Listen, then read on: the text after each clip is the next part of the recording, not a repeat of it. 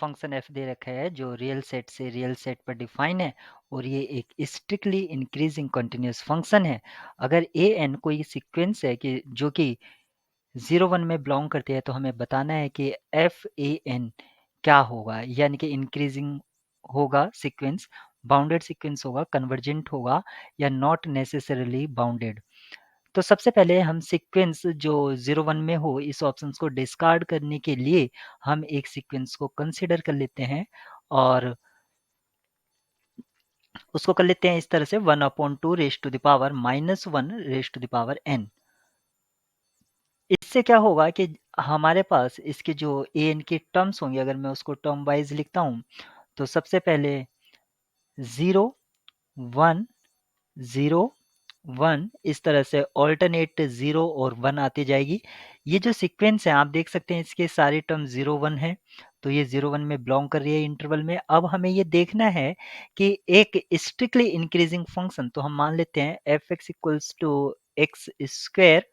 अगर हम ये फंक्शन कंसीडर करते हैं तो यहाँ पर जैसे हम टर्म्स रखेंगे तो एफ 0 पुट करूंगा तो 0 मिलेगा, एफ 1 पुट करूंगा तो 1 मिलेगा, फिर से 0 पुट करूंगा तो 0 मिलेगा। तो यहाँ पर जो सीक्वेंस ऑफ फंक्शन है यानी कि एफ ए एन है, अगर मैं उसकी टर्म लिखता हूँ तो वो भी मुझे क्या मिल रहा है, वो मिल रहा है 0 1 0 इस तरह से। और ये जो सीक्वेंस है ना तो कन्वर्स करती है और ये कन्वर्जिंग तो नहीं है, ना ही ये इंक्रीजिंग है। तो ऑप्शन ए डिस्कार्ड हो जाता है, ऑप्शन सी डिस्कार्ड हो जाता है, लेकिन ये सीक्वेंस जो है बाउंडेड है। ऑप्शन बी सही रहेगा, नॉट नेसेसरली बाउंडेड। यहाँ पर बाउंडेड मिलेगा ही क्योंकि पर्टिकुलरली ट्रू हो रहा है और इसमें सिंगल करेक्ट है। ऑप्शन डी आपका रॉन्ग होगा। यहाँ पर हमें बताना है कि कौन से स्टेटमेंट ट्रू होगी और यहाँ पर हमें एक ऑल्टरनेट सीरीज दे रखी है। अगर हमें ऑल्टरनेट सीरीज को ये चेक करना है कि वो कन्वर्जेंट है या डाइवर्जेंट है तो हम सबसे पहले उसके एब्सोल्यूट कन्वर्जेंस चेक करते हैं। एब्सोल्यूट कन्वर्जेंट होती है तो हम कह सकते हैं कि वो कन्वर्जेंट होगी। और अगर सीक्वेंस सीरीज को उसके टर्म्स को पॉजिटिव टर्म सीरीज बनाने के बाद अगर वो डाइवर्जेंट आती है तो हम उसको कंडीशनली कन्वर्जेंट बोलते हैं। यहाँ पर अगर मैं पॉजिटिव टर्म सीरीज के लिए अगर यू एन लिखूं तो यू एन मेरा क्या होगा, ये हो जाएगा 2n factorial upon n raise to the power 2n, क्योंकि फैक्टोरियल इन्वॉल्व है इसलिए रेशियो टेस्ट लगाना इसमें ठीक होगा। उसके लिए मुझे u n plus one divided by this करना होगा, तो मैं u n plus one own निकाल लेता हूँ। वो होगा मेरे पास 2n+2 factorial upon n+1 raise to the power 2n+2। अब मैं u n upon u n plus one इसका मोड लूंगा, और मोड लेने की जरूरत नहीं है क्योंकि हमने पॉजिटिव टर्म सीरीज पहले ली है और n टेंस टू इन्फिनिटी पर मैं इसकी लिमिट चेक करूंगा। अगर ये लिमिट ग्रेटर देन 1 आती है तो मैं बोलूंगा ये एब्सोल्यूट कन्वर्जेंट है, हेंस कन्वर्जेंट है। अदरवाइज मैं इसको कंडीशनली कन्वर्जेंट कहूंगा। तो सबसे पहले u n upon u n plus one क्या होगा, ये मुझे मिलेगा 2n factorial upon n raise to the power 2n into यहाँ से मुझको मिलेगा n+1 raise to the power 2n+2 upon 2n+2 factorial. इसको सिंप्लीफाई करता हूँ मैं तो मुझे क्या मिलेगा सिंप्लीफाई करने पर,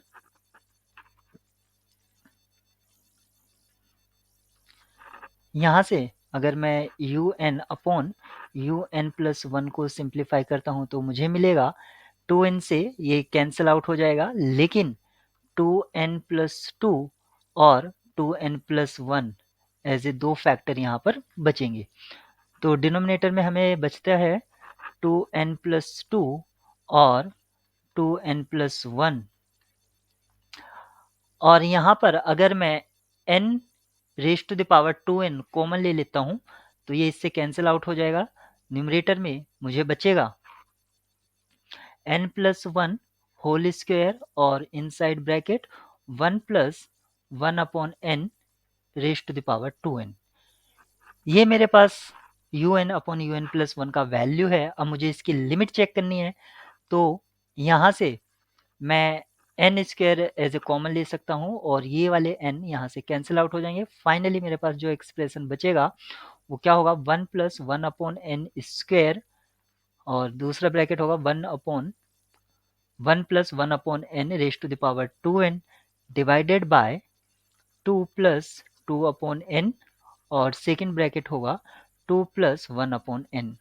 अब मुझे लिमिट चेक करना है, तो आप ये लास्ट वाला ब्रैकेट ऑब्जर्व कीजिए, ये किस तरह का है, 1 raise to the power infinity type का है, और इसकी जो लिमिट है वो क्या हो जाएगी, ई स्क्वायर। फाइनली मेरे पास जो लिमिट न्यूमरेटर में बचेगी, यानी कि ये टेंड्स करेगा एन टेंड्स टू इन्फिनिटी पर, ये किस नंबर को टेंड्स करेगा, 1 इंटू ए स्क्वायर अपॉन 4। और ए स्क्वायर की जो वैल्यू होती है, यानी कि अप्रोक्सीमेट में लिखूंगा क्योंकि इरेशनल नंबर होता है, वो 2.718 होती है, और इसका जब स्क्वायर करूंगा तो लगभग 5 के अराउंड आएगा, 5/4, और इसका जो वैल्यू होगा वो ग्रेटर देन 1 होगा। यानी कि ये जो सीरीज है ये एब्सोल्यूट कन्वर्जेंट है, इसका मतलब कन्वर्ज करती है। ऑप्शन बी करेक्ट हो गया, क्योंकि एब्सोल्यूट कन्वर्जेंट है, लेकिन ऑप्शन ए में कहा है नॉट कन्वर्जेंट है। एब्सोल्यूट कन्वर्जेंट हेंस कन्वर्जेंट, इसका मतलब सीक्वेंस ऑफ पार्शियल सम भी इसका कन्वर्ज करेगा, लेकिन यहाँ पर कहा है नॉट कन्वर्जेंट, इसलिए ये गलत है। और ऑप्शन डी में कहा है sequence of partial sum of this series is unbounded, क्योंकि ये जो इसका sequence of partial sum converse कर रहा है और वो बाउंडेड भी होगा, लेकिन यहाँ पर कहा है नॉट बाउंडेड। अगर sequence of partial sum bounded है तब हम सीरीज की कन्वर्जेंस के बारे में नहीं कह सकते हैं। अगर हम एक सीरीज इस तरह से ले लें, -1 या -1 प्लस 1 -1 प्लस 1, इस तरह से अगर हम लें तो यहाँ पर एक बार हमें 0 मिलेगा, एक बार 1 मिलेगा, फिर 0 फिर 1, इस तरह से हमें ऑल्टरनेट 0 और 1 मिलते जाएंगे। तो इसका जो सीक्वेंस ऑफ पार्शियल सम है वो बाउंडेड है, लेकिन किसी एक नंबर को कन्वर्ज नहीं करता है। Option B is correct. Please like, subscribe and press bell icon for all notification. एक डिफरेंशियल इक्वेशन दे रखी है और उस डिफरेंशियल इक्वेशन का जो सॉल्यूशन है उसका हमें इस कॉम्बिनेशन के साथ लिमिट निकालना है, e raise to the power -t y t, क्योंकि सॉल्यूशन को हमने वाई टी कहा है जब t इन्फिनिटी को टेंड्स करेगा। तो सबसे पहले हम सॉल्यूशन निकालते हैं। जो डिफरेंशियल इक्वेशन है y double prime plus 4y equals to 2e raise to the power t है, इस इक्वेशन के लिए हम सबसे पहले ऑक्सिलरी इक्वेशन लिखेंगे इन टर्म्स ऑफ m। तो ये हो जाएगी m square plus 4 equals to 0। यहाँ से m की जो वैल्यू आएगी वो प्योरली इमेजिनरी आएगी, +-2 आयोटा। और इसके लिए अगर हम कॉम्प्लीमेंट्री फंक्शन लिखते हैं तो हमारा सी एफ यानी कि कॉम्प्लीमेंट्री फंक्शन क्या हो जाएगा, वो होगा C1 cos 2t plus C2 sin 2t। ये हमारा कॉम्प्लीमेंट्री फंक्शन हो गया है। अब हमें राइट हैंड साइड 0 नहीं है, तो उसके लिए हमारे पास पर्टिकुलर इंटीग्रल एग्जिस्ट करेगा। आप देख सकते हैं राइट हैंड साइड में जो दे रखा है e raise to the power ax, इस टाइप का है। इसके लिए पर्टिकुलर इंटीग्रल कैसे लिखते हैं, this upon f t f d, और डी को आप रिप्लेस कर देते हैं ए से, अगर एफ ए 0 नहीं है तो यहाँ पर सबसे पहले हमारे पास एफ डी जो हमारे पास है वो क्या है, डी स्क्वायर प्लस 4। अगर यहाँ पर ए का वैल्यू मैं 1 पुट कर दूं तो ये क्या मिलेगा मुझे, 1 स्क्वायर प्लस 4 यानी कि 5 वैल्यू मिलेगा। तो पी आई हमारा यहाँ से क्या मिलेगा, 2 times e raise to the power 2t upon 5, यानी कि 2/5 e raise to the power t। तो जनरल सोल्यूशन बाई टी हमारे पास अब क्या हो जाएगा, ये होगा C1 cos 2t plus C2 sin 2t, और प्लस पर्टिकुलर इंटीग्रल यानी कि 2/5 e raise to the power t। अब हमें लिमिट निकालनी थी, expression limit e raise to the power -t y t. तो जब हम इसमें e raise to the power -t से मल्टीप्लाई कराएंगे तो क्या एक्सप्रेशन मिलेगा हमें, C1 e raise to the power -t cos 2t plus C2 e raise to the power -t sin 2t, plus 2/5, क्योंकि जैसे e raise to the power x का जो ग्राफ होता है ये e raise to the power minus x का graph होता है, और t इन्फिनिटी, अगर x इन्फिनिटी को टेंड्स करेगा तो ये जीरो को टेंड्स करेगा, क्योंकि ये एक ट्रिग्नोमेट्रिक फंक्शन है, ऑसिलेटरी वैल्यू होती है यानी कि फाइनाइट वैल्यू आएगी, तो 0 प्लस 2/5, तो यहाँ से इसकी जो लिमिट है 2/5 होगा, यानी कि ऑप्शन बी आपका करेक्ट होगा। यहाँ पर हमें एक इंटीग्रल दे रखा है और हमें उसकी मैक्सिमम वैल्यू निकालनी है कि वो किस पॉइंट्स पर मैक्सिमम वैल्यू देता है। तो यहाँ पर फॉर पॉसिबिलिटी आपको दे रखी है। सबसे पहले इंटीग्रल जो है वो x to y 6 minus t square dt दे रखा है, और यहाँ पर लिमिट में आप देख सकते हैं x और y यूज हुए हैं, यानी कि यहाँ पर अगर इसको सिंप्लीफाई करते हैं तो हमें फंक्शन ऑफ एक्स वाई मिलेगा। और यहाँ से अगर मैं पार्शियल f निकालता हूँ, यानी कि इसमें लेबनिज रूल का यूज करके तो मुझे अपर लिमिट का यूज करते हुए फंक्शन इंटीग्रेंड फंक्शन में y पुट करना होगा, यानी कि 6 माइनस वाई स्क्वायर और फिर y का इंटीग्रेशन यानी कि 1। ठीक इसी तरह मैं fx भी निकाल सकता हूँ। यहाँ से fx जो हो जाएगा वो होगा आपका 6 माइनस एक्स स्क्वायर, क्योंकि x आपका लोअर लिमिट है तो आउटसाइड माइनस आ जाएगा, और इसको मैं लिख सकता हूँ x square plus x minus 6, और यहाँ से आपको सेम मिलेगा, यानी कि 6 माइनस वाई स्क्वायर। आप इसका इंटीग्रेशन भी सॉल्व कर सकते हैं। इंटीग्रेशन इसका बहुत ही आसान है, क्योंकि यहाँ से मिलेगा हमें 6t minus t square upon 2 minus T cube upon 3, और जो हमारी लिमिट है x टू y है, अगर आप लिमिट पुट करते हैं तो क्या मिलेगा 6 y minus x minus 1/2 y minus x का whole square minus 1/3 y minus x का होल क्यूब। ये आपका फंक्शन ऑफ एक्स वाई आ गया है, और यहाँ से भी आप एफ एक्स और एफ वाई निकाल सकते हैं। फिर जो एफ एक्स है उससे आप एफ एक्स एक्स निकालेंगे, यानी कि तो वो क्या मिलेगा आपको, वो मिलेगा 2x+1, और ठीक इसी तरह एफ वाई वाई निकालेंगे, एफ वाई वाई आपको मिलेगा -1 माइनस के 2y। सिमिलरली आप यहाँ से एफ एक्स वाई निकालेंगे तो एफ एक्स वाई आपका 0 हो जाएगा। अगर आपको मैक्सिमा मिनिमा चेक करना है तो आपको चेक करना होगा ये साइन, यानी कि f x x into f y y minus f square x y, इसका साइन चेक करते हैं। तो सबसे पहले हम क्रिटिकल पॉइंट्स फाइंड आउट कर लेते हैं, क्योंकि सारा कुछ हमें क्रिटिकल पॉइंट्स पर चेक करना है। तो क्रिटिकल पॉइंट्स वो वाले पॉइंट्स होते हैं जहां पर पार्शियल डेरिवेटिव क्या तो जीरो होते हैं या एग्जिस्ट नहीं करते, यानी कि एफ एक्स और f y equals to zero. अगर हम f x equals to zero put करते हैं, इसका मतलब हुआ x square plus x minus 6 equals to zero, और इस इक्वेशन के रूट्स होते हैं एक्स इक्वल्स टू -3, 2। सिमिलरली अगर मैं f y equals to zero put करता हूं तो यहाँ से मुझे क्या मिलेगा 6 minus y square equals to zero, और यहाँ से y के रूट -3, 2। तो हमारे पास क्रिटिकल पॉइंट्स आ गए हैं -3, -3, -3, 2, 2, -3 और 2, 2। ये चार क्रिटिकल पॉइंट्स आ गए हैं, और इन क्रिटिकल पॉइंट्स पर हम एक टेबल को कंपोज कर लेते हैं ताकि हम इजीली से वेरीफाई कर पाएं। तो सबसे पहले यहाँ पर क्रिटिकल पॉइंट, उसके बाद फिर हम एफ एक्स एक्स देखेंगे, फिर एफ वाई वाई, उसके बाद हम देखेंगे एफ स्क्वेयर एक्स वाई, और फिर f x x into f y y minus f square x y, और यहाँ पर क्या कंक्लूजन रहा उसको हम यहाँ पर देखेंगे।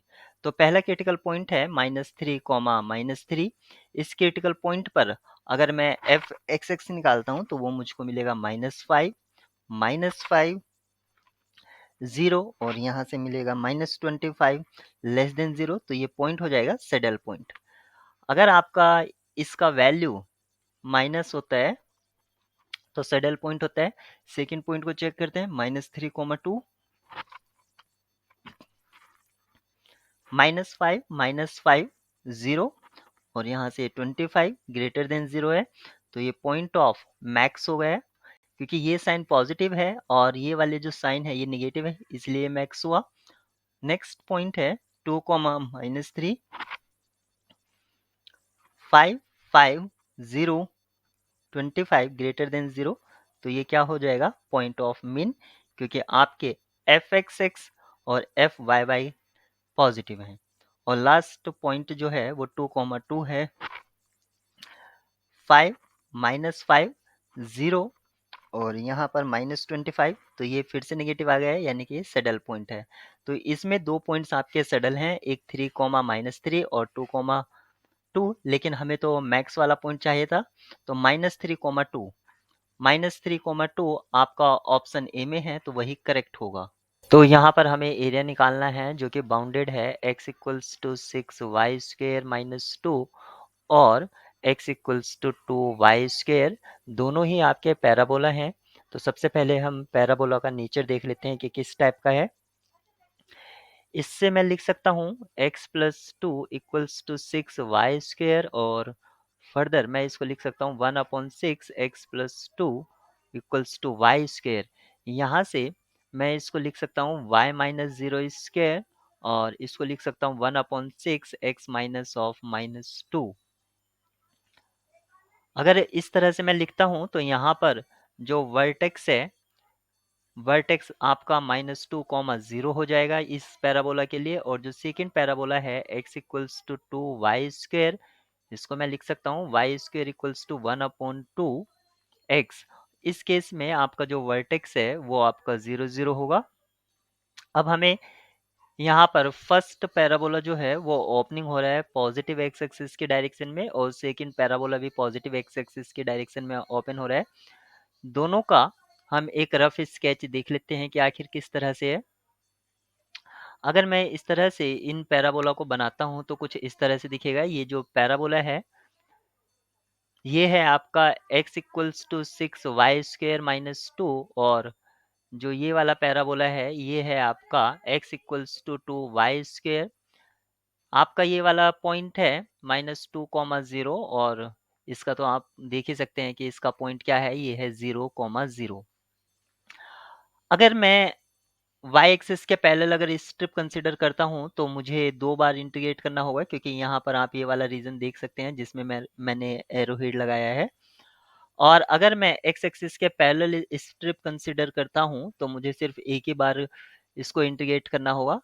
तो अगर मैं एक्स एक्सिस के पैरेलल स्ट्रिप कंसीडर करता हूं तो उस स्ट्रिप का एरिया क्या होगा, x इंटू डी वाई। और अगर मैं इसको इंटीग्रेट करा देता हूं y की लिमिट, यानी कि y कहाँ से कहाँ तक वेरी करेगा, तो सबसे पहले हम y की लिमिट निकाल लेते हैं। उसको निकालने के लिए सबसे पहले मैं पॉइंट ऑफ इंटरसेक्शन देखूंगा, यानी कि 2y² इक्वल्स टू 6y² -2, और यहाँ से मुझे जो y की वैल्यू है वो मिलेगी ±1/√2, यानी कि इसको इंटीग्रेट कराएंगे -1/√2 से +1/√2। और यहाँ पर x की वैल्यू कैसे निकालेंगे, x की वैल्यू निकालने के लिए आपको सेकंड से या फर्स्ट माइनस सेकंड कर दो या सेकंड माइनस फर्स्ट कर दो, क्योंकि एरिया है उससे कोई फर्क नहीं पड़ेगा। आप इसकी एब्सोल्यूट वैल्यू ले लेंगे। यहाँ से सबसे पहले हमें x फाइंड आउट करना होगा, और x की जो वैल्यू होगी वो है, पहले मैं लिमिट लिख लेता हूँ -1/√2 से 1/√2, और यहाँ पर इंटीग्रेंट फंक्शन हो जाएगा 6y² -2 -2y²। आप इसको फर्स्ट में भी लिख सकते हैं, और इसको इंटीग्रेट कराएंगे dy यानी कि y के रेस्पेक्ट में। यहाँ से आपको जो एक्सप्रेशन है ये वाला इंटीग्रेंट फंक्शन मिल जाएगा 4y² -2, और जब फाइनली आप इसको इंटीग्रेट करेंगे तो आपको मिलेगा 4y³ 2y, और इसमें लोअर और अपर लिमिट रखेंगे -1/√2 से 1/√2। लिमिट रखने पर आपको जो एक्सप्रेशन मिलेगा वो मिलेगा 2√2/3 -2√2। और जब आप इसको फर्दर सिंप्लीफाई करेंगे तो यहाँ पर आपको मिल जाएगा, क्योंकि एब्सोल्यूट वैल्यू है तो ये मिलेगा 4√2/√3 स्क्वायर यूनिट। क्योंकि एरिया है अब आप देख लीजिए कि आपको कौन सा ऑप्शन ये दे रहा है। ऑप्शन सी आपका राइट चॉइस होगा। एक function f m comma n x दे रखा है। ये फंक्शन का जो वेरिएबल है वो एक्स है, लेकिन यहाँ पर एम एन का जो मीनिंग है वो आप यहाँ पर समझ सकते हैं, क्योंकि एम और एन पर फंक्शन की वैल्यूज डिफाइंड हैं। तो यहाँ पर ये दे रखा है x raise to the power m sine 1 x raise to the power n, जब एक्स आपका जीरो नहीं है, अदरवाइज आपका फंक्शन वैल्यू जीरो है। तो आपको ये बताना है कि फंक्शन जीरो पर डिफरेंशिएबल है एम की किस कंडीशन के लिए। तो डिफरेंशियबिलिटी हमें चेक करनी है एट जीरो, और मैं जीरो पर अगर डिफरेंशियबिलिटी चेक कर रहा हूँ, इसका मीनिंग है मुझे लेफ्ट हैंड डेरिवेटिव और राइट हैंड डेरिवेटिव इक्वल देखना होगा। तो यहाँ से हमें एम और एन पर बेस्ड एक कंडीशन मिल जाएगी। तो सबसे पहले मैं राइट हैंड डेरिवेटिव उसको चेक कर रहा हूँ, तो वो लिख सकता हूँ मैं limit h tends to zero f zero plus h minus f zero divided by h. और अगर मैं इसको यहाँ पर ये कैपिटल एच है, ये सॉरी स्मॉल एच है, तो ये हो गया f h minus f zero, और एफ जीरो का वैल्यू तो जीरो ही होगा डिवाइडेड बाय एच, और मुझे चेक करना है limit when h tends to zero. ये हो जाएगा h raise to the power m sine 1 h raise to the power n upon h। यहाँ पर सेम बेस है तो पावर सब्ट्रैक्ट करा देंगे। यहाँ पर ये हो जाएगा limit h tends to zero h raise to the power m minus 1 into sine 1 h raise to the power n। ये सभी एक्सप्रेशन में लिमिट चल रहा है, limit h tends to zero. अब हम राइट हैंड डेरिवेटिव को सॉरी लेफ्ट हैंड डेरिवेटिव को चेक करेंगे। उसको मैं लिख सकता हूं limit h tends to zero f zero minus h, तो ये हो जाएगा minus f zero divided by minus h. और जब मैं इसको लिखूंगा तो ये हो जाएगा limit h tends to zero f of minus h minus zero, और ये जीरो वैल्यू रहेगी, तो इसको लिखे या मत लिखे कोई फर्क नहीं पड़ेगा, डिवाइडेड बाय माइनस एच। यहाँ से हमें फंक्शन की जो वैल्यू मिलेगी वो क्या होगी, minus h raise to the power m into sine 1 minus h raise to the power n, और डिवाइडेड बाय एच था, सॉरी माइनस एच था, वो मैंने यहाँ पर लिखा। और इस एक्सप्रेशन की लिमिट चेक करना है जब h जीरो को टेंड्स कर रहा हो। सेम बेस है, पावर आप सब्ट्रैक्ट कर सकते हैं। तो इसको मैं लिख सकता हूँ limit h tends to zero minus h raise to the power m minus 1, और ये हो जाएगा साइन 1 माइनस एच मैंने यहाँ से कॉमन लिया, sorry minus 1 raise to the power n, और ये लिख सकता हूँ मैं h raise to the power n।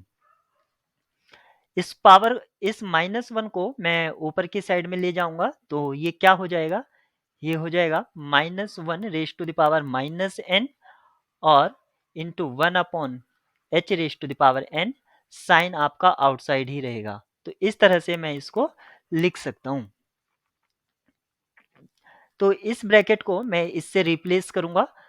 Further इस कैलकुलेशन को सिंप्लीफाई करने के लिए मैंने लिखा limit h tends to zero minus h raise to the power m minus 1 sine minus 1 raise to the power minus n into 1 h